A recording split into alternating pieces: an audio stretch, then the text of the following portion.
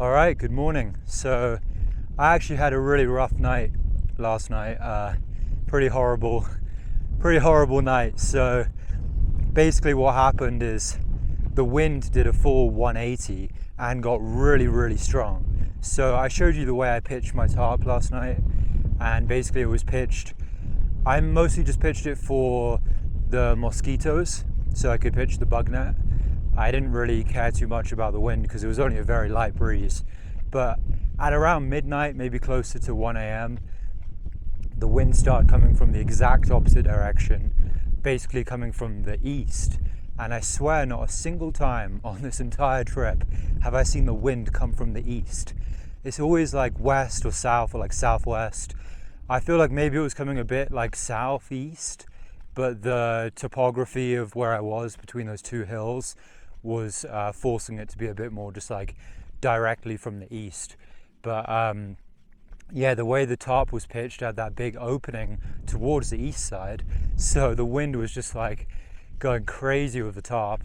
So I was lying there really annoyed by the whole situation, realizing, okay, I gotta get up and take this tarp down and maybe pitch it in the other way. So I like repitched it so that the opening was on the opposite side. The big opening was on the west side instead now, and that was good. It protected me from the wind entirely, basically. It was nice and tight, but still with wind that strong and those crazy gusts, it's still just inevitable that there's going to be flapping. And that's not just a tarp issue. Obviously some issues are just tarp issues, and if you had a tent you'd be fine. But this was the kind of issue where, like, even if you had a tent in that situation, you'd still have the flapping. It'd still be keeping you awake. Because the last time I had a rough night like this was with Overhill in that big wash a little bit before Cuba, and he said he did not sleep at all that night because his tent was just flapping like crazy. Just with wind like that, there's not much you can do, because my tarp was keeping me sheltered from the wind, and so would a tent, but both ways you'd just have the loud flapping the whole time. So anyway, eventually I was like, all right, there's loads of bushes around. I should have just camped like by some bushes, been more sheltered, bushes like these kind of. And so eventually I decided to pack up all my stuff and move to the bushes. And then basically the wind was just so strong and crazy that, like, as I'm packing up my stuff, it's all stressful because it just feels like the wind is trying to rip everything out of your hands. And then I was about to pack up my like sleeping stuff, so my sleeping bag, my sleeping pad, and the ground sheet, and a big gust of wind just took them. And I showed you like the sunset the day before, and you could see that it was kind of a steep drop down that way. Basically, if the wind had properly been able to take my sleeping bag especially, it would have gone way off and I would have lost it, and I would have been completely screwed for the night. Like, what do? I just have to keep hiking or something if I don't have a sleeping bag for the night. So anyway, this big gust of wind took it. It actually like went up in the air, and I immediately realized what was happening, and just like I did a little sprint and it like just had to jump and grab it and literally like rugby tackled it. Like, it was the only way. Like, I had to like full on like rugby tackle style just like slam to the ground. So I like dove and like grabbed it and just like wasn't thinking about the landing or anything, it was just instinctual, just trying to grab it before it like flies off. And I landed hard on the ground. Obviously it's grassy or whatever, but there's some rocks and sticks, and I hurt my wrist a bit. It's not too bad, but kind of like split my finger a bit, like was bleeding. I didn't even realize I was bleeding, so I got blood on some of my stuff as well. By the time I realized my finger was completely numb as well. The cut isn't even that bad, but it was like completely numb. I didn't have any feeling in it. I do have feeling in it now, so it's fine. So I don't know if I like caught a nerve ending or something. But anyway, it's fine now. It'll heal up. It's not that bad. It's a bit swollen, bit of a cut, but it'll be fine. And anyway, luckily I stopped my stuff from flying away. That was kind of stressful. So anyway, got all the stuff packed up, and then just started looking around for somewhere to camp in the bushes. It actually took a while. It was just so windy. I was getting really annoyed because it's like 1 a.m. I'm like, please, I just want to sleep. This wind is driving me insane, especially with the gusts, because you just get like suddenly hit with a gust. And yeah, it was just like really lumpy and rocky around all those bushes. But eventually I found a good flat spot. Well, it was still lumpy, but by the time I set up, I was just so tired. I like easily fell asleep.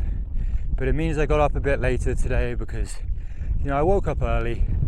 I was planning on like, you know, actually getting to Lake City early, you know, getting there in the morning, but I decided to sleep in until like 8 a.m. just because what a rough night that was. Like, it just interrupted my sleep. Like, really didn't last too long.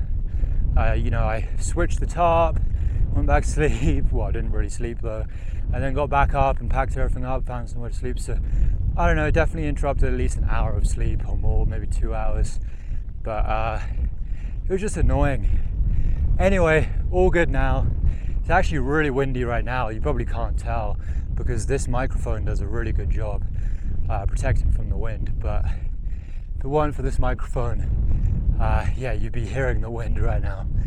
Anyway, it's only 7 miles to get to the road where I have to hitchhike into Lake City, and then I'll get some food there, get my resupply, and charge my electronics, and then hopefully hitchhike back out depending on how long I spend in the town. We'll see. But yeah, that's about it.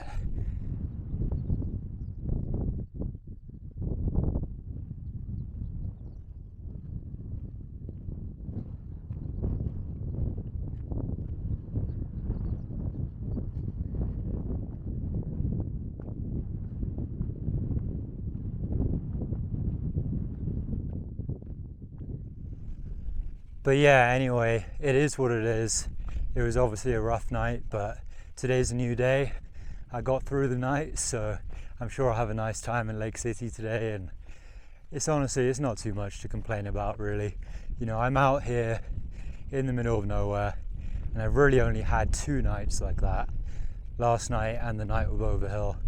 And yeah, it's obviously really frustrating and kind of drives you crazy in the middle of the night when you have to actually get up and pack up. And then obviously it was stressful with the sleeping bag almost flying away and having to dive on it, and now my finger's messed up. But overall, I'm like, most nights out here I sleep really well and it's really nice and peaceful. So I don't know, I can't complain too much, can I? So anyway, I'll be in Lake City pretty soon. Well, I'm getting fairly close to the highway. Hopefully it doesn't take too long to hitchhike in. I'm sure I'll meet some friendly person that gives me a ride into town, and I'll probably get some nice food there. So yeah, should be good. Also, part of the reason why I say like I can't complain too much is like I've barely had any rain at all out here. You know, the night which was annoying with Overhill, there was like a very slight sprinkle of rain which almost immediately stopped. And then, you know, there's been some days in Colorado where there's been like a drizzle of rain from some like thunderclouds, but it's really basically no rain. Like, essentially there's actually been no rain. I've never been like soaked, and especially never really had rain at night. So I mean, that's pretty amazing. Like, I mean, you'd really expect that for New Mexico, but I don't know, you expect that for a lot of this trip. But I've just done so much hiking and camping in areas where it rains a lot. And yeah, I mean, near Vancouver or just in the Pacific Northwest, but also in England, like sometimes it's just like raining non-stop for ages. So I feel pretty blessed out here to just be like hiking in the sunshine every day, and at night usually just like cowboy camping and not worrying about it. So yeah, I mean, it's pretty nice. You know, a couple nights where it's crazy windy, yeah, it sucks, but like overall, I mean, this is pretty amazing. So yeah.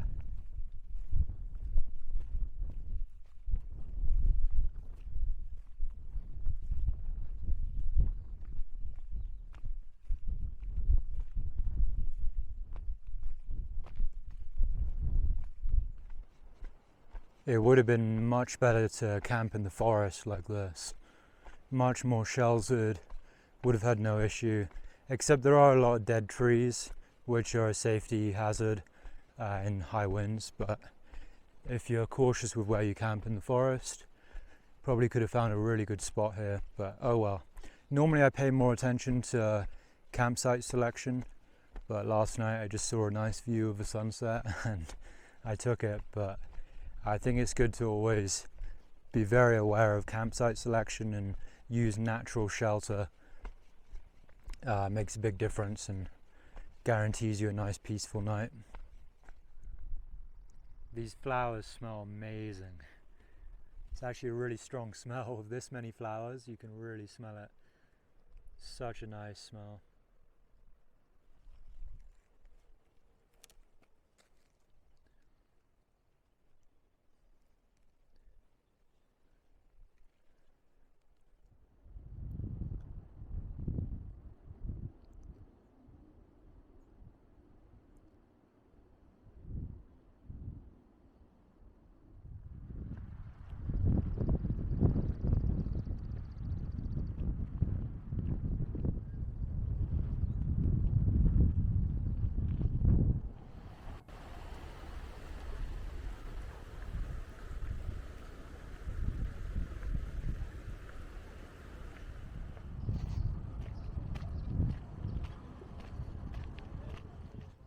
All right, so I stopped filming on this day. I'm just going to fill in the gaps now and just let you know what happened. But basically, I hitchhiked into Lake City. So I think the last clip that I filmed was just me reaching the highway. And I got to the highway and I realized that, well, it's not really a highway. It's just like, it's not a very well trafficked road. So there were no cars going by. And I was like, this is going to be a long wait. I was waiting about 5 minutes, still no cars had gone by, and then I saw two hikers coming down the trail, an older couple, I don't know how old, maybe 70 or something, and yeah, they were really friendly. So they basically came down the trail. I was standing on the side of the road trying to hitchhike, but there's no cars, and I just went up to them and I was like, hey, excuse me, do you happen to be going into Lake City? And yeah, they were really friendly. They were like, they looked at each other and they were like, yeah, I guess we could go to Lake City. And actually, they said they weren't planning to go there, but they just gave me a ride in. So that was really nice. And they were from Albuquerque, I think. So, and they were actually quite familiar with a lot of the CDT, a lot of the places where the trail goes. They were clearly avid hikers, like they clearly hike a lot. They knew a lot of like southern Colorado, and they just knew a lot about the area. So it was nice to talk to them a bit about that. And, you know, they knew about the Continental Divide Trail and all that. So, yeah, nice ride in. And only had to wait 5 minutes for it, because I know some people waited a couple of hours to get a hitch in. So I was really lucky.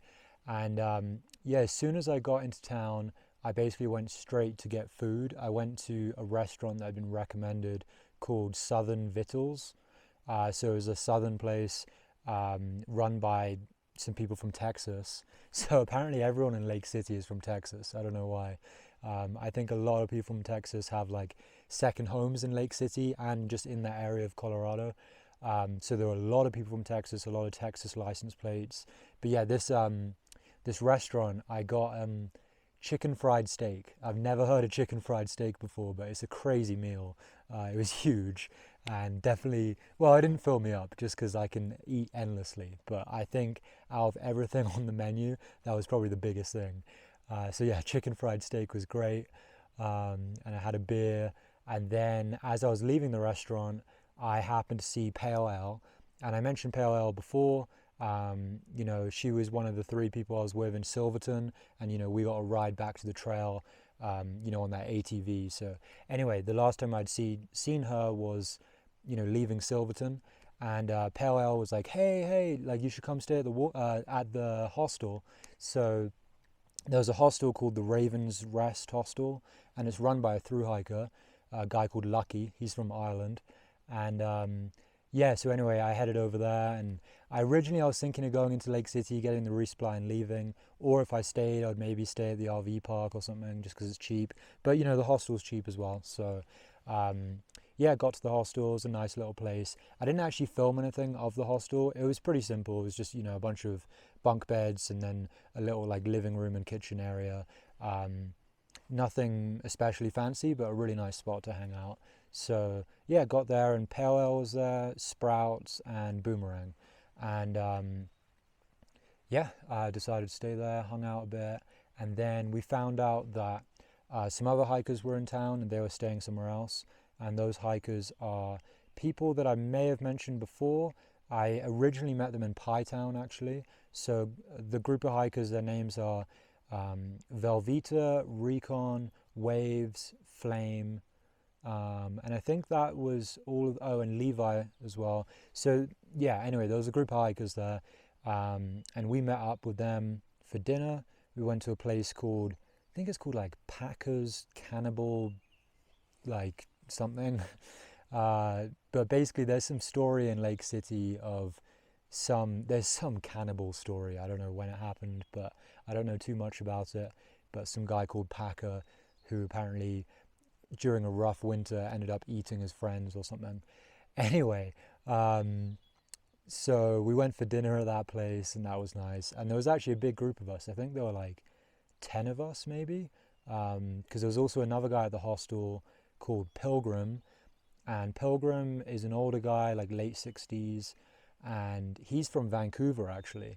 And it was funny because he asked me where I was from. He heard my accent, told him I was from London, and he was like, oh, I lived in London for a while. And it turns out he lived actually quite close by to where I'm from. And then I told him I actually live in Vancouver now, and he was like, no way, me too. So he's actually from Vancouver and like lives in the city. And he hiked the PCT, the Pacific Crest Trail, in 1976, I want to say, or maybe 1978. So yeah, anyway, long time ago, completely different experience. And he had done stuff all over the place. I mean, he'd done some stuff in the UK, including some stuff in Scotland, like the West Highland Way and the Cape Wrath Trail. And he'd also done the Pennine Way, which is in like kind of in Yorkshire, like in northern England. And yeah, I was surprised by that. Most people that I meet, because I've met quite a few Americans or Canadians who have gone to the UK to do the coast to coast, but he chose to do the Pennine Way instead of the coast to coast, which I think is a great choice. Pennine Way is a really good hike. But yeah, it was really cool meeting this guy. He had a lot of information about loads of the local mountains around Vancouver. He'd done all these different summits and talked about like summiting, Mount Baker in Washington and all sorts of stuff. And yeah, really cool guy. And he knew about the Vancouver Island Trail, which is a trail that I did last summer, which is a newer trail not many people know about. So really cool guy to chat to. But yeah, anyway, we had a really nice dinner, 10 people at this restaurant. I got a Philly cheesesteak, I think. I think that's what it's called. And then, yeah, just a couple beers and we all hung out and then went back to the hostel. And yeah, that's pretty much it for this day. So anyway, see you guys tomorrow.